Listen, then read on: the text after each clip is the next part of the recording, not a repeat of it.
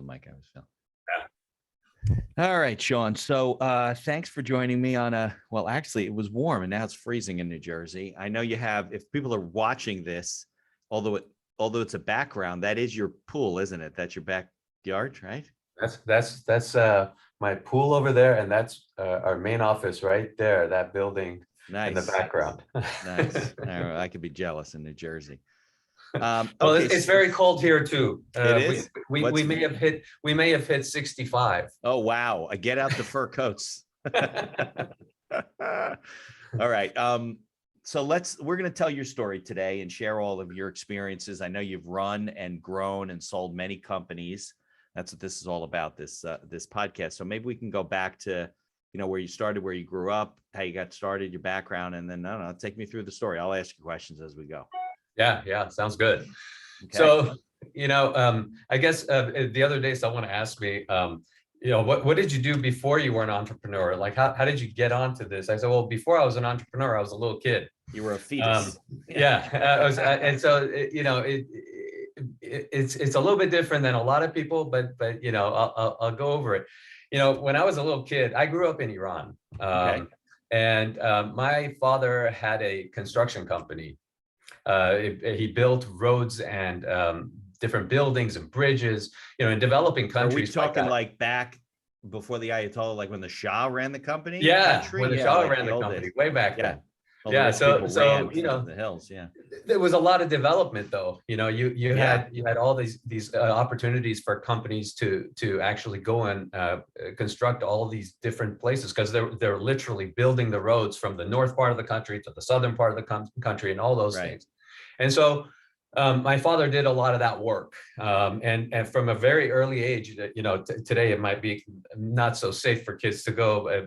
People may not think of it very highly, but my father, from a very early age, took me to construction sites. And for a little kid, you're a little boy and you're hanging out at these places and you're climbing, big giant bulldozers and playing around with them.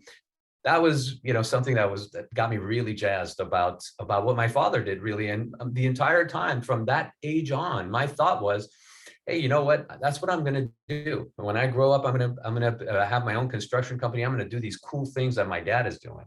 Yeah. The Iranian Revolution happened. Did he own a small construction company, or was he a worker? No. My dad actually owned the company. He did. Okay. He had partners. There were a small group of guys that owned this company. So he was an entrepreneur himself, and so I was just thinking, this is really cool stuff. That's what I'm going to end up doing. The Iranian Revolution happened, and my dad decided that it wasn't safe for us, and particularly me, to remain in the country due to various factors there, and he made the sacrifice of immigrating to the U.S. He was never really able to, recreate his business. I mean, if you might imagine, as a 45 or 50-year-old, you move to an entirely new country, entirely new everything, system, everything. Yeah. It's a totally different world. But he did manage to get his hands on a couple of small income properties, which he was not very good at managing. And so what in those days, the professional management that was out there was more geared toward larger property owners. Right. So my dad, being kind of a small guy, that didn't really make sense for him. Right. And at the time, personal computers were just getting into homes. So I'd gotten a personal computer, and I decided, totally by accident, right? Even though I always thought I was going to do my own thing. I'm going to get into this construction world and all this stuff. Yeah. But at that moment, it was only just trying to help my dad. I said, this thing's not going that well for him. It's a struggle. What can I do? And I had this computer, and I could, put together a kind of a basic database program and use and this that. was what, early 80s? This is late probably 70s? 84, 85. Yeah, 80, okay, right around somewhere in there. there. Yeah. And so So I got into my dad's business and I started helping manage this thing, and things took off. And my dad pretty quickly told me, hey, you know what? I have friends that are in the same boat. Yeah. And so, There I you got go. introduced to his friends, and it sort of took off from there completely Right. by accident. And Became those were like green screen, blinking cursors, 5.25-inch floppy discs, right? it was Probably had like 3K on them. There was nothing you could do I had literally 2 megabytes. I mean, this is for in in the today's whole world, think computer, about it. right? 2 megabytes of memory. That was it. That was Yeah. everything that you could save on that thing, right? Right. And so I helped out my dad. I helped out his friends, and it grew into a separate business from what my dad was doing, just sort of on its own, because Right. I had this sort of niche that was there. So That was was it a like need. bookkeeping for property owners, or what were you It doing? was bookkeeping, sort of managing the tenants, Got it. managing the vendors, creating a marketing plan, because that was very difficult for small property owners Got back it. then, or at least my dad and the group of customers I got. They Right. certainly didn't see that the Right. product out there, so they were happy Like to use marketing mine. for new tenants and stuff as tenants turned over and Correct. things like that. Got it. Yeah, and altogether, how you deal with the tenants, how you maybe get rid of some of them, and so I had this whole management system that I put together. Got it. And so that sort of grew, and it went from there. It wasn't particularly what I wanted to do. It did involve some of that construction stuff that originally I was jazzed about. To end the excitement, I never got into construction. I never ended up starting my construction company, but I did start my own companies as I went on. But before that happened, I was a firm believer, and maybe it was because my father did, sort of instilled it in me, but I was a firm believer in formal education. As time has gone on, I've figured out that is not by any means a prerequisite to you succeeding as an entrepreneur. I mean, I'm a proponent of it also, but it Yeah. doesn't mean that you're going to be successful No, with or without it. It's really not a factor. Yeah. it is really not a factor. But I just love that kind of cramming information into my brain. Or maybe I was just lazy and I love that college life. But I went in and I got a degree in mathematics. I got a degree in computer programming, which I felt would be important to my life, as it had been already, right? And then you guys were in California. I backed into a degree in economics. Huh? You guys were in California. You settled in California, and you went to school out there. Yep. Okay. I mean, went straight to LA and have lived in LA throughout. Okay. So yeah, I backed into a degree in economics only because I'd taken so many electives that it was just easy to just take the remaining courses and get the degree. Ended up getting a law degree. I then got formal education in accounting, marketing, sales. But by formal education, I mean that I took substantial courses, but I never obtained a degree. And throughout that time, I would do odd things, like different types of things to make money, selling things and, just different things as a college student that I was doing.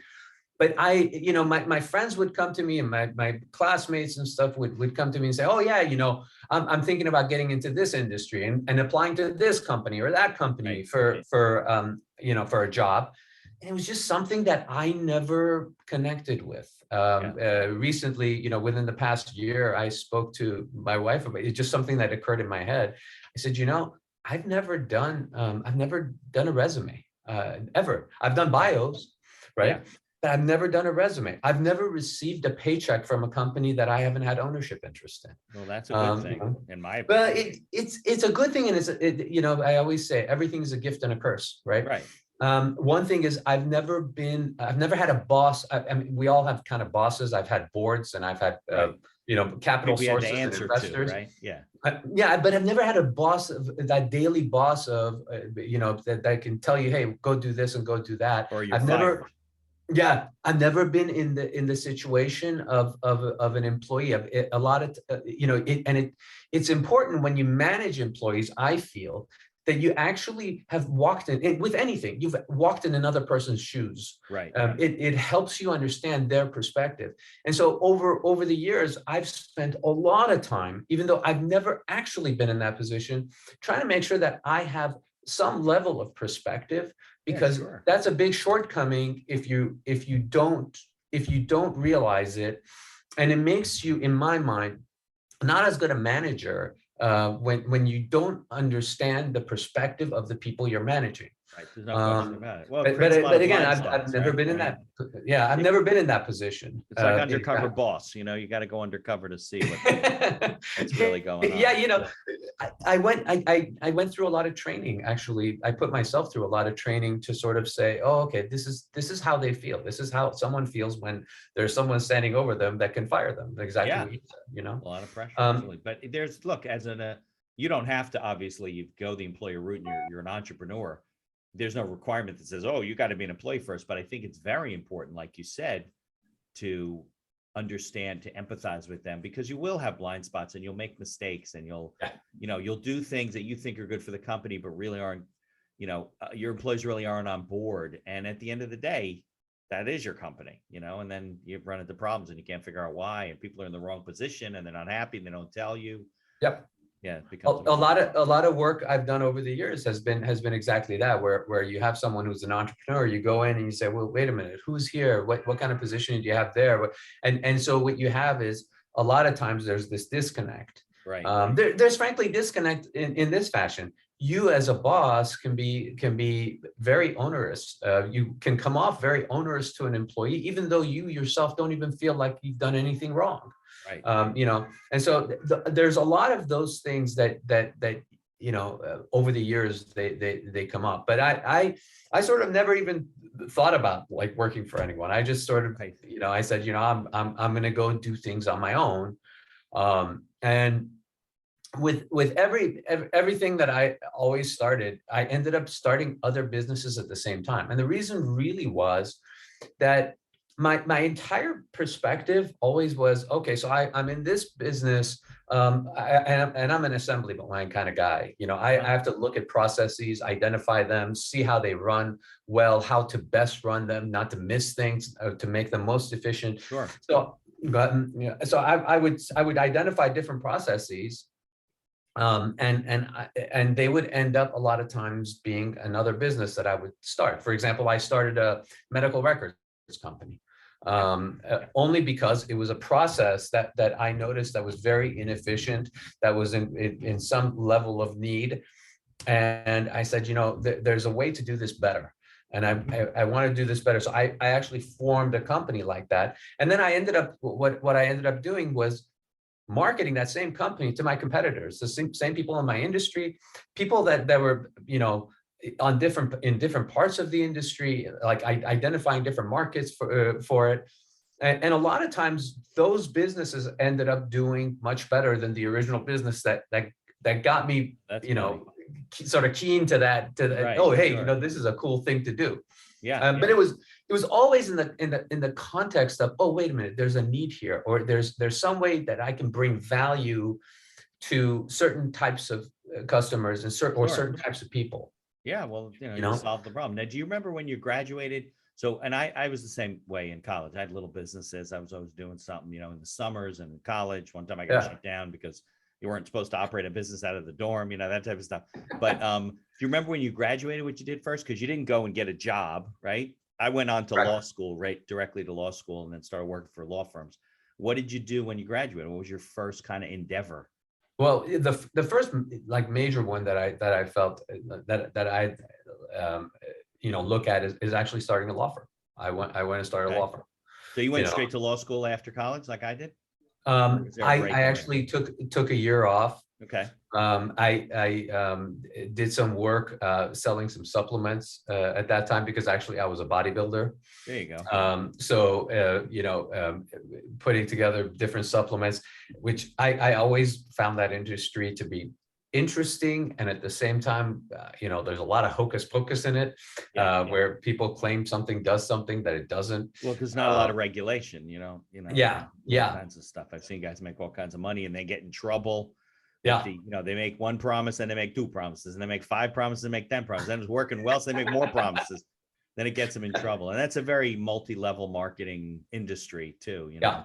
Yeah. So yeah, I'm pretty familiar with it too. But that's a good way to make money when you're, in college, you're filling your time, whatever. So where'd you go to law school? You went out in California also? I went to Pepperdine. Yes, I Sure. stayed mostly because at the time I also got involved in some real estate work and also helping out my father at the time. And so While you were going to school. I ended up, not leaving, staying local, just because I had business purposes. I had my father that I was helping, and so in order to have all of that stuff, I kind of had to stay local. So I actually did want to venture out some other places, but I applied to various schools, but I ended up not going. So when you graduated, then you started your own law practice? Because I remember coming out of law school, there was like a book floating around. It was like how to start your own law practice, and everybody was like, "Start your own law practice? Who would do that? You went to law school, now you go get a job." Like nobody understood it till you're out in the street and you're like, "This is terrible. I'm not working for people. I'm going to start my own law practice." That's exactly. Well, it's a great, it was something that didn't fit for me, to go work for people. Same concept. I mean, and then what I wanted to do was I always, I tell people the PG version of this. I have more guts than I have brains. So it was not a hard call for me to go do those things. It still isn't. And so what I would do is just decide, hey, you know what, this sounds interesting to me. There's a need there. I can help these kinds of people, and it would just sort of start from there. Yeah, and just go with what's interesting to me, what works for me mentally. And then also there are things that I would get excited about just because I read about them somehow. Maybe it could be a fiction book. It could like completely be not real, right? But it would get me excited about a certain type of industry. Well, I think also, don't you think bravery comes with experience? Like I think as you do it and you try it and maybe you fail a little bit, but it's not as daunting as you thought it was. And, you then end your life when the business doesn't do that well, you pick you pick up your trousers and you go on to the next thing, you find other opportunities. Yeah. I think not only do you get a little bit better at it, but you do get more resilient. I mean, you build up that resilience to the point where it doesn't scare you so much. Yeah, a lot of times people are used to, and you see this a lot. I have family members who are used to getting a paycheck, and as soon as that paycheck is gone, immediately there's a panic that I never have had, right? Because I've gone many, many months without ever receiving a paycheck, right? I sometimes tell people this story. And you survived. Well, I've had situations where I couldn't afford electricity. I remember a 2-week period of time where I would walk around my place with lanterns. I had Halloween lanterns that I had candles in. I'm not kidding. I still have them. Startup, you bootstrap your life. Look, I've been in situations where I had partners, and let's say, things are tough and times are going and whatever. And, their mortgage is going to be, I'm talking like 5 days late. We're not talking a month late. We're not talking, past they're going to get a foreclosure notice. We're talking 5 days late, and they were panicking. Yeah. What am I going to do? I'm like, you're going to pay a late fee. What do you mean? What are you going to do? It's life. And it's like, to me, it's like, well, just always managing cash flow. And to them, they were freaking out, Yeah. No, to this day, people call me up, like they'll say, "Oh, geez, this happened." They'll have some personal financial issue, and they'll be like, "Oh, these things have happened. I got to figure this out." And it just, to me, is like, "Oh, okay, don't worry about this. You'll get through this. You'll get through this." But being your own boss and being in business is not for everyone. There's some people that just have to go and work for somebody because they can't deal with. Now, the ironic thing is they probably have less job security than you and I do, because we have control of what we do. If our business takes a turn, we're ready to deal with it. They get laid off, and maybe they get some severance to give them a running start. But for the most part, there's panic in their life. It ends up being a new job search. And I've seen, again, friends and family go through that. And I I don't like how unhappy it makes them. A No, lot of of course times I not. try to, give them comfort by giving them some of my stories, which include, by the way, aside from that electricity thing, is times where I would count the number of miles I had to a certain meetings on a given days Because of because of gas. exactly because of gas. Yeah, right. I'm not Sure. kidding. I Right. know. I've been I there. just sit there and like, Yeah. today I sit there and go, wow, oh my God. Right. I Of course, can't you never believe think that. about that stuff. But I- even telling your friends and relatives, don't worry, it'll be this. I've been through this. It still only helps them so much Yeah. because they're always like, well, you don't know. Yeah. You're successful. You've never been through this. And you have, even more so than they realize. Yeah, it's that I always, but it was always like these things that I would be interested in, and I would just go, oh, you know what, it'd be really cool to do that, and you have a lot of situations where, oh yeah, great. Some businesses, like I said, go to 8 and 9 figures of revenue. Other ones failed catastrophically. Of course. I've had horrible failures Yeah. that I've had to deal with for long periods of time. That they weren't just a failure on one day. It's a failure that goes on, and you have to deal with all the aftermath of it. Of course. And so all of that stuff has happened as well. Right. And But you learn a lot from yeah, experiences. I won't call them failures. Let's call them a lot of times when people come to me, it's because of that. They say, oh geez, this terrible thing happened to you. It's just happened to me. And I always say, if you're a small and medium-sized business, there is virtually nothing that you've been through that I haven't, mostly because of that situation where I say I have more guts than brains. I will go and do those things. A lot of times I'll get people coming to me and saying, oh, this happened to you, it's happened to me, and I'm in trouble. Can you help me? And that's sort of like, this little mentoring that I do on the side when those things happen. Yeah. But it's just a part of life. I'd never tell people, hey, go out there and fail, because I don't wish failure on anybody. It's not fun. It's not a good feeling. But at the same time, when that does happen, I always turn around and say, look, you got to look at it as a learning experience. You're gonna get through this. Yeah. And you're gonna do it better next time. Whatever it is, this situation will face you again, or you'll see it down the road somewhere. Right. Yeah, but you'll be more prepared to deal with it. I remember over the years, and I don't do it as much as I used to, a little bit now. I've been involved in all kinds of deals, especially as the lawyer. Like I would come in, I do the work, and they said, here, we'll give you a piece and whatever, sometimes invest or whatever. I remember somebody said to me, like, well, what do you do with your money? And I go, I would never let you do what I do with my money. They're like, why? I said, because you won't sleep at night. You'll be drive by your house at 2 o'clock in the morning. You'll be walking around the living room. It's just not, some people are more bold, but you're right. I mean, people have those experiences and then they realize that there is you do come out of it. You do come over to the other side, and for the most part. And it does make you more resilient, and it also makes you more creative, I think, to deal with situations when you see that, wow, I was able to deal with that. I was able to get that company back on its feet, or sold or liquidated or whatever, and move on to the next venture. So what's like your core business right now? I know you have several companies and you're doing all kinds of stuff. What's your core business now?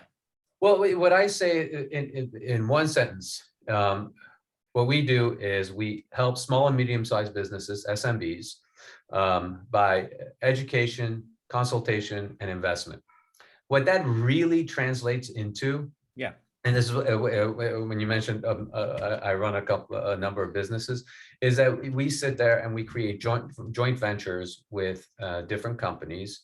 And we actually work at opening up different sales channels, different ways of creating revenues. But we do it the sweet spot for us is doing it in the form of a partnership with a startup or an existing company. So we have actually, I run several different companies. Some of them have been around for decades. And we just sort of, what we did was we created a new LLC and a new partnership together. And we said, okay, this is, you're going to be your consumer business, and you have this other business that you've been running for decades. That's fine. We're going to start this entire new thing with your brand. Or startups. Literally, I'm waiting for word from a venture that we're just starting that that involves that's a SaaS, a software as a service, right? as a service, and you know, and they're brand new, so they actually just, you know, in the past number of months have put up various things, including their website, and they're, you know, they're ready to roll. And so we come in and we say, okay, these are the things that we're going to do, and we're going to sort of be a partner with you inside of this business. So we're more than investors. We don't like just being investors. I don't like being silent inside of something. Right. Yeah. So we're active partner. We actually sit there. We have ownership interest in the venture that we create. So that's our real sweet spot. We also do things like just coming in and saying, okay, look, we're gonna create these various sales channels for your company. And what we like doing, and this is something that's just always been the way I am, I like taking the risk with someone, but I want the reward for it too. Well, right? Of course, that's why So you get the reward. right. So what I do is I say, you know what, I don't want a situation where you're just handing me money for something that I'm doing every day, Right. per hour or per day or whatever. That doesn't resonate with me. What I want is a piece of the benefit that I bring, right? That is important. And to you as a business, that ends up being something of value, because you say, oh, you know what, I see what's coming in, and that company is taking a piece of what they're actually producing. So I'm a net positive for the business.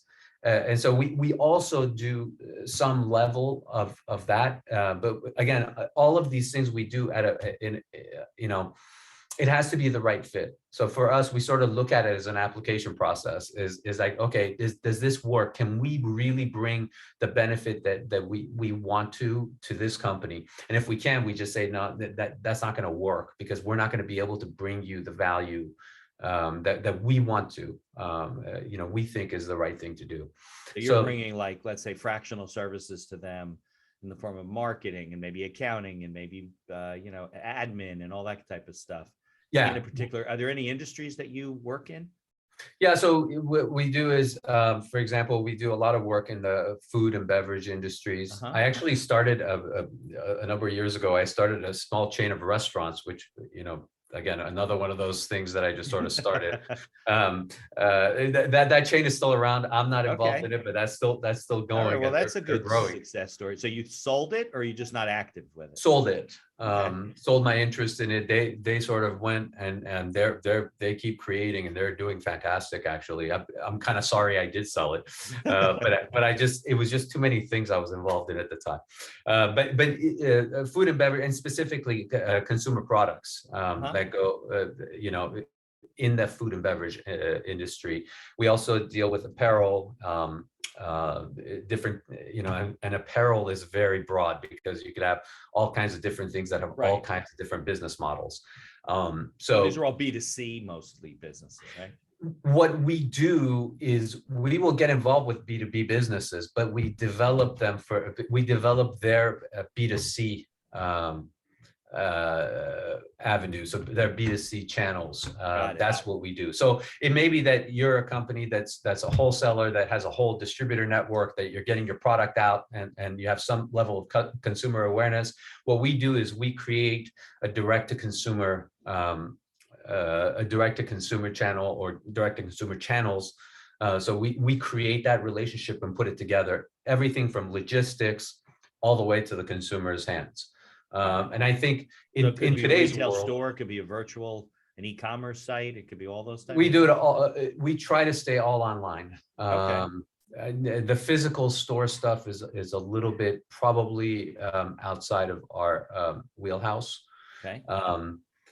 But what we like doing is, and in today's world, a lot of times I say, it's great to have a wholesale business. It's great that you have this distributor network, but having a direct-to-consumer relationship is, I think, vital and incredibly important. And you see it, all kinds of companies do it. Their products may get out through a consumer network, I'm sorry, through a distributor network, Right, but they but they also sell still have a B2C, right? direct relationship too. They have, so Sure. you can go buy a Nike shoe from Nike, I think right now. I haven't I think you bought a could Nike shoe. customize your shoes from Nike. I think you There can you do all go. kinds of stuff. Yeah. But you can also get them from the various retailers that are out there Sure. that you know, get their products. So same type of concept. So we create that for companies, for companies not as large as Nike, obviously. So for Right. small and medium-sized businesses. And the reason I specifically started doing it that way and Yeah. being in business this way was something I told my wife a few years ago. I said, you know, I love that journey of starting from being employee one Uh-huh. to growing that into a medium-sized business. And what, because to me, once a business reaches a certain size, Yeah. there's so many stakeholders out there, that one, there's just a lot of stuff that has to happen in order for the organization to move forward. You know, a Right. lot of It different gets people have more to say yes. difficult to move. Yeah. You're And moving at the same slower, you time, got more layers, it's more difficult. Yeah. yeah, and at the same time, the other side of it is, I think there's um, a lot of incentive to keep the business alive. Right. Meaning these stakeholders are gonna do everything they can to make sure the business doesn't crash. And so I think there's a lot of challenge in growing that business from day one until it's a medium-sized business. Right. And so that's something that particularly interests me. So we keep ourselves limited to small and medium-sized businesses, and partnering up with them and helping them grow.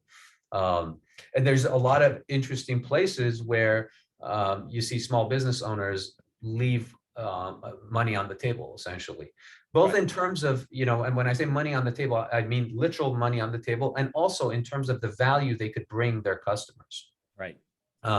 So you know, both they're not making enough, they're leaving money on the table in terms of getting revenues in, and also in terms of what they can do, all the benefits they can bring to their customers. So we You want think to fill because that they're hole. just so caught up with the day-to-day operations of the business and trying to make it that they don't see those opportunities, that they don't realize that they're leaving money on the table?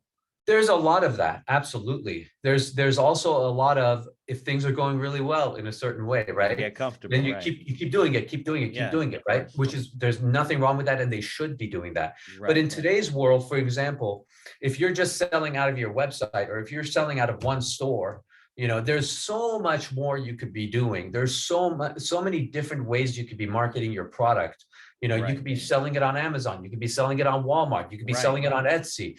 There's all of these different sales channels that you could be utilizing. There's all these different ways you could be marketing. Not everything's good for everyone, but you need to be marketing in more than one way. That's for sure. Well, what happens if you get shut down by a pandemic again and you're not, you know, you're not resilient? Look at restaurants, right? Yeah. Some restaurants just literally had no other option. They had no website, they had no app, they had no delivery system. They just had to shut down, and then it became difficult. Some of them responded very quickly. Yeah, I think resilience is the word nowadays. And I bring that up with people, actually, is restaurants and the pandemic, businesses that were heavily affected in an unprecedented way, like in a way that none of us in our lifetimes have ever seen. Right. And immediately, without Well, any that was the warning. problem, right? It was Bam. such a short period of Right? time. Yeah. And then you see how different restaurants responded, how some of them were able to weather the storm. Some of them were able to become, and I'm not talking about the big chains, because that's a different world. That's different. They got resources and money to sit Yeah. on. Yeah. But I'm talking about local, small chains, whatever. Yes. Yeah. And they responded completely differently. Some people just shut down the next day. Yeah. Some people said, you know, what do I do next? Where's the opportunity? They reinvented themselves, right? Yes.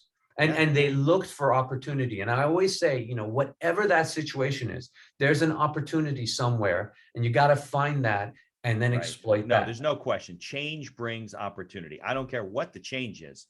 If it's seemingly a bad change and a difficulty that we really, as a whole society or world economy, faced, there's opportunities. And hopefully you weren't one of the people that died, but yeah, there's always opportunities. It just doesn't have to be. I think when it's a prosperous change, it's even sometimes there's less opportunity because it's just more competition and there's money flying everywhere. People are, you know, making bad decisions. They don't care. And then when it clears, they're like, what? Yeah. What just happened. So how do you guys do your prospecting for your business? Like, how do you find these businesses? How do they find you? How do you choose them?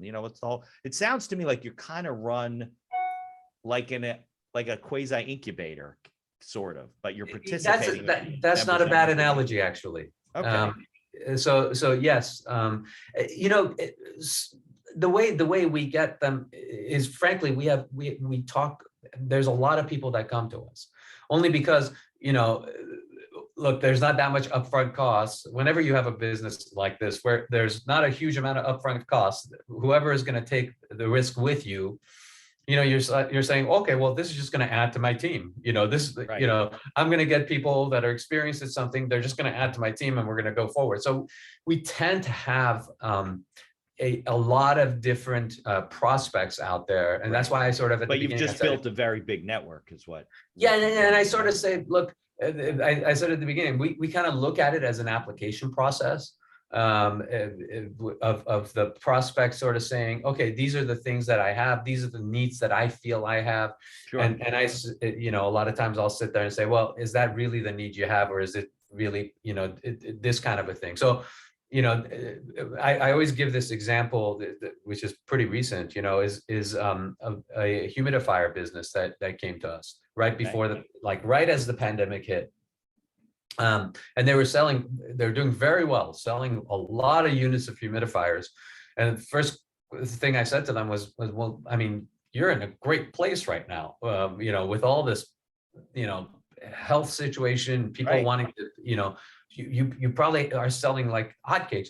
Like, well, no, people want this stuff. One, we have a big supply chain problem because we're getting our stuff from China. Yeah, they couldn't get their stuff. We got a big problem. Two, we're starting to get some bad reviews because we're not able to respond to, our customers fast enough. Things are not getting as predictable. And we sat there and said, well, what do you have in terms of a subscription business? Because that's the first thing I go, and the first place that a lot of times small businesses miss is they're very busy in new customer acquisition, and they don't take advantage of the customer base that they already have. Very much so, and it's much cheaper to keep a customer than it is to get another. Yeah, I mean, this is something that big companies have known for many, many, many years. Right. It's much cheaper to market and keep a customer than it is to go get a new one. No and so the first question is, where's your subscription business? Where are the essential oils and the filters that you can sell to that people they need on a monthly basis, right? Yeah, absolutely. It's the Amazon Prime model. We don't do that. Right? We don't do that. Why not? That was the thing. And it was just something that they hadn't really put thought into because they were getting all these orders. And so putting together those types of things, and by the way, that customer experience, the customer, that whole thing becomes completely different when you have an ongoing relationship with a customer. Correct. They're a lot less likely to turn around and give you a bad review. Right. They're going to give you second chances because they develop a relationship with you. Yeah. And so that becomes a whole different customer experience. Right. And so you end up having an ongoing relationship with these customers that are frankly, by the way, your best referral source as well. Right. And listen, for anybody listening, don't miss the gems in the discussion. I mean, we talk about, you give advice to people, but recurring revenue streams and the opportunity to build recurring revenue streams through subscriptions or whatever strengthens the health of a business. And it takes pressure off of you as the business owner to have to, like you said, kill new rabbits every month, right? To get out there. The funny thing is, it's hard. No, we created the subscription model, for example, for that business. That thing ended up dwarfing the rest of their business, which is the new customers that they were supposed to get in. And what we did was we actually changed that business around, where we changed where they were sourcing their humidifiers. So they weren't so dependent on global supply chains. Yeah, but it became much more expensive for them for a small period of time. But frankly, there was so much of a margin on the other stuff that we created that it was something that was, they could stomach it. Right. And it made sense to them because that's where they're getting their new acquisitions. The funny thing was that they started getting a lot more acquisitions, on the subscription model. than they did on the humidifiers. So Right. new acquisitions, I'm talking new customers that would come and say, that oh went on yeah, the I need this for the subscription. They humidifier. had a I'll buy humidifier, right? yeah, Exactly. from someone else, right? Yeah. And so what we did was we put that business together that way. Now, not only did it change the way that their customers viewed them, but it also changed their revenue model, as you mentioned, Right. where they have much more predictable monthly revenues, where they can sit there and they can forecast better, they can do their hiring better, because they can say, oh yeah, we know we're going to get this every single month. Right. They can And make so different financial decisions. They can have a absolutely, marketing budget, absolutely, and growth and that's starts exactly growing. what happened. Yeah, growth leads to growth. No And question then about it. that sweating that you see with the business owners Right. that was there, that sweating went away, because they were like, oh geez, we now have a much more reliable revenue model. Right. We can count on something, and then we can from there grow. Yeah. Which is exactly what happened with them. So that's a very typical thing that happens with small businesses. They're overly focused on new customer acquisitions Oh, and very not much so. dealing. 90% of the time, that's all they know. And the funny thing is, they'll tell you, well, I can't think of anything I could have on a subscription. And I always bring up another company that we kind of consulted with for a while, that I worked with actually closely, and they sell underwear. And they sell underwear on a subscription. Now, I always tell people, if there's someone selling underwear on a subscription, Yeah, then you can sell. then Right. your business can do it. Yeah. So, I just always bring that up, only because I have a lot of respect for exactly what they've done, but also at the same time to say, look, absolutely, it's not only not impossible, I think you're making a mistake by not having a subscription model, because of all these benefits it brings, and also you're not thinking well enough inside of your business. Right. There's no question about it. Well, it's Yeah. also part of what's the word? Having a keep in touch program, right? That is your keep in touch program. I mean, I have a mailing list with 2,000 or 3,000 people on it, and they get the podcast, whatever. But I also have an estate planning. So when I do someone's will, we do things online. They have a secure vault or whatever. They pay $50 a month or whatever. It doesn't make us very much money, but it keeps them interacting with us and knowing that we're there when they need us and thinking about us every month. And then annually we review them and, things like that. And there are businesses that whatever they can do, maybe it's not a big money maker, but what it is it's a customer relations program. I'm a big advocate of Well, those I'll types tell you something else it is, Mitch. As things constantly change in terms of getting information on the customers that you have, right? Yeah. That email list becomes more and more important. Yeah. That direct relationship with your customers, that's something that, again, bigger companies are really concentrating on, because what happened just now, just last month, $200 billion or $250 billion came off of Facebook's market cap, simply because Apple changed its privacy rules, and changed around. What happened was Facebook was not able to get the kinds of third-party information that it was looking for. Right. It's advertising. They were having some trouble with their advertising, and sure enough, just because of something Apple did, Facebook had a big negative sitting on its books. So, what that tells you is that direct relationship that you're developing with your clients, despite the fact that right now it may not be bringing a huge amount of revenue, that can be absolute gold. If and when you want to actually use it for marketing. Right. And so I always say it is incredibly important to keep that relationship, to keep developing that direct relationship with your customers, because that no one can take away from you. Right. Apple can change its rules, the other one can do the other, and you still have that direct relationship. It's like you and me talking right now. Yeah. Right. It's incredibly important. And again, it's something that comes kind of naturally, as you mentioned, with a subscription model, that you may not be thinking about otherwise. Yeah, no, but if you read any articles about the secrets of, building a viable business, or even making your podcast successful, let's say, right?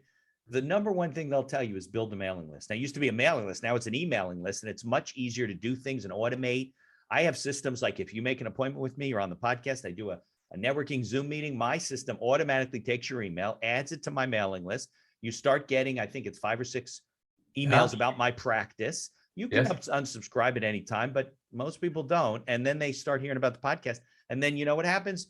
Someone listens to you, and then somebody else has a conversation with someone else and says, oh yeah, you should put a subscription. I was listening to Mitch and Shawn talking, and it all kind of, and it's not magic, but it happens because of you're doing it regularly. You're giving information to your customers. You're reminding them that you're there. They're paying you a small fee every month, whatever it is. And all that magic starts coming together, you know? Yeah.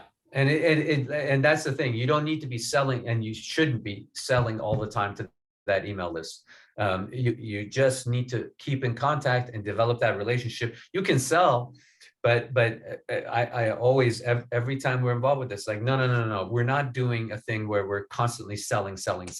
Right. That kind of a thing ends up, in most situations, not being productive completely. There's a great book. I love one of my favorite books. It's a very short book. It's called The Referral of a Lifetime.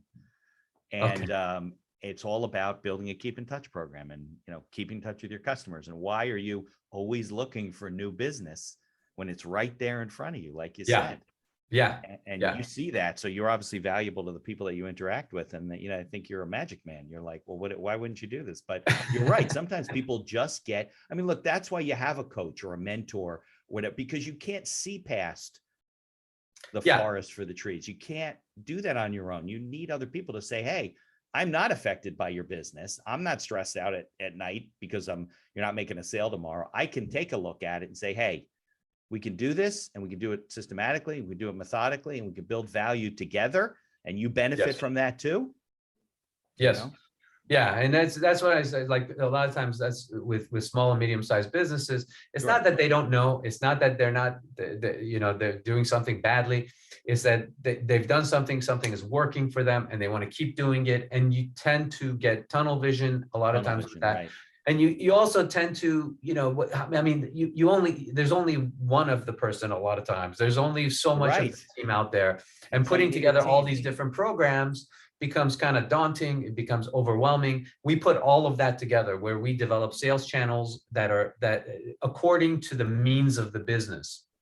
Meaning, if it's a situation where, okay, you know what, why don't we do one step at a time? Let's start this sales channel. Then in 3 months, we're going to do this other one. We're going to do this form of marketing. Strategic planning, strategic building, right? Right. And so, it's not every business needs to, suddenly go crazy and open up all these different avenues of, right. As a matter of fact, it probably won't work, right? It's like building a house of cards, and then it all falls down. You got to build each piece at a time. So if people want to, like, how do you normally work with a business? You find a business, do you invest in that business? Are they paying you a monthly fee? Does it vary across the board? It's kind of across the board, but mostly the way we do it is we come in, like I said, we create a new venture. We are usually, when we get involved, we're happy to actually invest ourselves. We put in our own money and our own people into the new venture. So you meet a business owner and say, hey, that's great, keep doing what you're doing. We can build a separate business that's a B2C business, for example. Yeah. So a lot of times they're a B2B because they have a wholesale network or a distributor network. And we say, okay, you know what? That's fine. That's you. And it's going great, and keep doing it. What we want to do is we're going to do this. And here are the benchmarks. Here are the projections. And we will collect out of that our share of it, just as a business owner. And we will make it extremely successful. And if we don't, then we get nothing out of it. We lose out. Right. Really. Now, are you like, I don't know if it's just you or a group of you own parts of all kinds of businesses, or do you have like an exit strategy where you say, okay, fine, we'll build this up and then you buy us out over time and then we move on? And what's the whole? I'm never a person, I have a whole team. And I'm never a person that thinks of exiting. It's just not my style. So it's not something that's top of mind. That doesn't mean that we won't sell our interest, or we won't. Right, but it's not a goal from the beginning, at some point. Yeah, it's not something that we're thinking at the very beginning. Right. At the very beginning, it's like, oh, this is a great opportunity. We can do this and this, and together we can, we can do something great. And then, how it develops and where it goes from there is sort of, I definitely don't think of it in terms of an exit.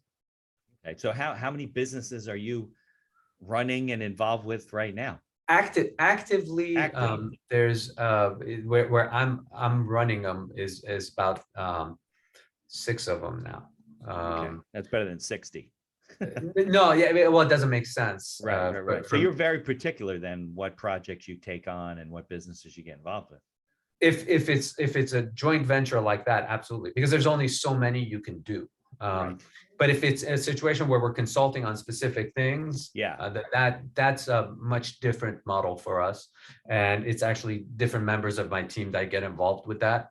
I have more limited involvement when it comes to something like that, because I actually love getting, rolling my sleeves up and Right. and getting into a business and really like getting a feel for it and seeing how to grow it. But we certainly do have a consulting arm that we use. Like I said, it's education, consultation, and investment. So we certainly do have that. And then that's a kind of a little bit of a different model than that, where we can be a lot more liberal with the number of businesses that we get involved in. So how can people learn about you, interact with you? What's the best way to connect with you? We'll put it in the show notes, but Okay. So you know what, you know how my last name is spelled kind of funky. Right. So what I did was I took that out. So I said, here we go, connectwithshawn.com. Oh, good. And it's that Shawn, way you can reach me directly. SHAWN, right? Not SHAWN, that's right. Got it. And so that way you can connect with me directly. Actually, for your audience, what I have is a little ebook that we put together that I'm happy to provide them for free if they just get on connectwithshawn.com. Okay. It's an ebook that talks about how to anything proof. It was inspired by COVID, but once we wrote it, we said, you know what, this applies to a lot of things. So we said, okay, how to anything proof your business. That's like what that. really it's all about. And I'm happy to offer that for free to your audience. They can connect with Shawn.com. Got it. I wrote that down. I like that. Anything proof your business. That's a good. Yeah. You should file a trademark on that. And then my business is also eplaybooks.com. Eplaybooks.com. Yeah.